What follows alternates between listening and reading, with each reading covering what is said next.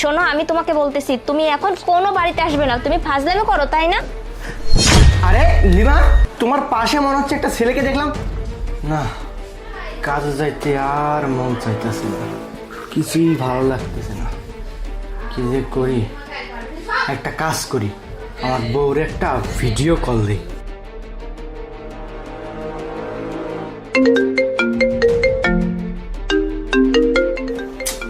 কি ব্যাপার, ফোন ধরতেছে না কেন? এক কাজ করি, আরেকবার ফোন দিই।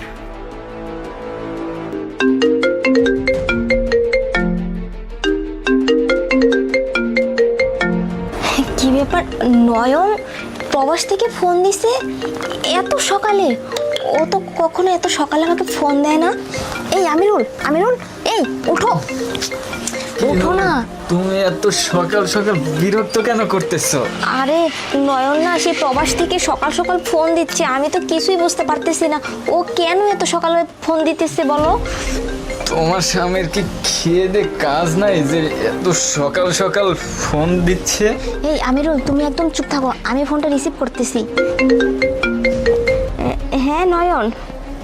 হ্যাঁ, আচ্ছা, আমি তোমাকে সেই কখন থেকে ফোন দিচ্ছি, তুমি ফোনটা রিসিভ করতেছিলে না কেন? কি করতেছিলে? হ্যাঁ, আসলে নয়ন, আমি তো ঘুমিয়ে পড়েছিলাম, আর তুমি এত সকাল সকাল কেন ফোন দিছো? আসলে তোমাকে আমি ফোন দিয়েছি না, আমার কাজ যেতে একদম ভালো লাগে না। এই প্রবাস জীবনটা কেমন যেন জেলখানার মতো মনে হয়। সকালে ঘুম থেকে উঠে কাজ যাই, আবার কাজ থেকে রাত্রে ফিরে রান্না করে খাওয়া দাওয়া করে আবার সেই ঘুম পাড়ি। আমার আর ভালো লাগতেছে না, তোমাকে আমি অনেক মিস করতেছি। তোমাকে ছাড়া আমার একদম ভালো লাগে না। তাই ভাবতেছিলাম কি, আমি একটু দেশে যেতে চাই, তোমার সাথে তোমাকে একটু দেখতে চাই। নয়ন, তুমি এসব কি বলতেছো? তুমি বাড়িতে আসতে চাচ্ছ মানে এ সময়? শোনো, তোমার না এখন বাড়িতে আসতে হবে না। তুমি তো মাত্র গেছে 1 বছর হয়েছে, আর এর মধ্যেই তুমি বাড়িতে চলে আসতে চাচ্ছ? শোনো, আমি তোমাকে বলতেছি তুমি এখন কোনো বাড়িতে আসবে না। তুমি ফাজলামি করো, তাই না? তুমি একদম আসবে না। শোনো, তুমি 10 বছরের আগে তুমি দেশে ফিরবেই না, আমি যেটা বলছি সেটাই। আর যদি তুমি বেশি বাড়াবাড়ি করতেছো না, তাহলে কিন্তু তোমার সাথে আমি আর কথাই বলবো না। আরে লিমা, তোমার পাশে মনে হচ্ছে একটা ছেলেকে দেখলাম। ছেলেটাকে? তুমি এক কাজ করো, আমাকে পুরো ঘর দেখাও, তুমি ভিডিও কলে আমাকে তোমার পিছনে দেখাও। আরে নয়ন, তুমি এসব কি বলতেছো? আমার সাথে কই কেউ নেই তো। আমি তো একাই শুয়েছিলাম আর একাই তোমার সাথে কথা বলতেছি, সত্যি কথা বলতেছি। আচ্ছা, তোমার যদি বিশ্বাস না হয় তাহলে আমি তোমাকে দেখাচ্ছি, তুমি দেখো যে আমার সাথে কেউ আছে নাকি। এই যে দেখো নয়ন, এই যে দেখো, দেখতে পারছো? আমার পিছনে কেউ নেই, তুমি অযথাই আমার সাথে সন্দেহ করতেছো, বুঝতে পারছো? শোনো, তোমার সাথে আমি আর কথা বলতেও চাই না, আর আমাকে এমনিতেও রান্না করতে হবে। রাখি এখন। আচ্ছা ঠিক আছে, ঠিক আছে, যাও তাহলে, রাখো। আরে আমি তো নিজের চোখে দেখলাম আমার বউয়ের ঘরে অন্য একটা ছেলে ওকে জড়িয়ে ধরে আছে এই 7 সকালবেলা। তার মানে সারা রাত ছিল। আমি বিদেশের রোদে পড়ে নিজের জীবন নষ্ট করে কামাই করি, আর তুমি বাড়িতে বসে এইসব করো। রাখ বিদেশের গোষ্ঠী, দেশে আগে যাই।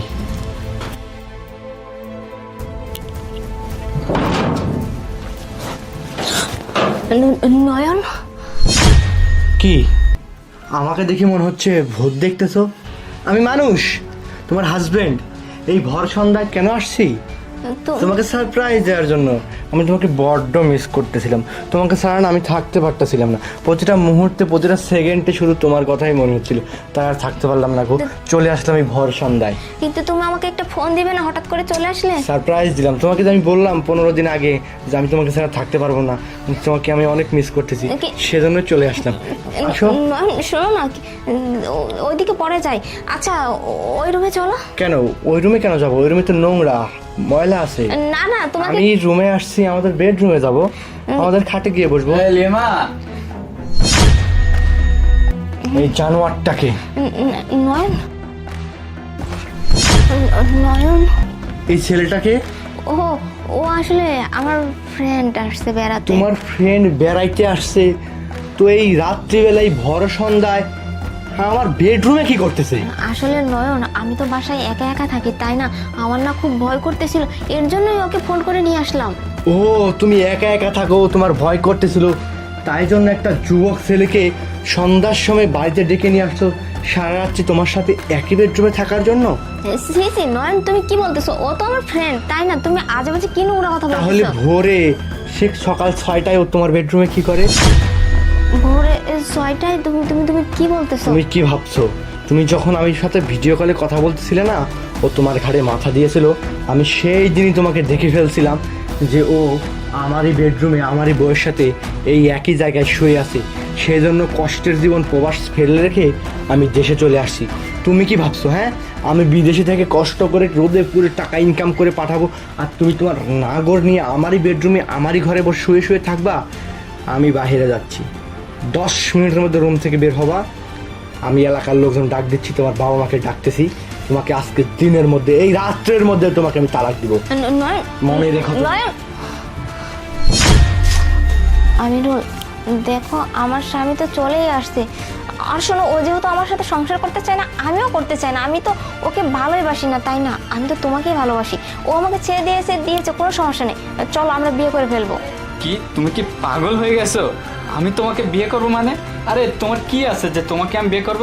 আরে আমি তোমাকে এতদিন ভালোবাসি, তোমার স্বামীর টাকা পয়সা দেখে তুমি তোমার স্বামীকে টাকা পয়সা এনে আমার কাছে দিবে, আর আমি R15 কিনবো, আইফোন কিনবো, একটু মাস্তি করব, তারপরে তোমাকে ছেড়ে দেবো।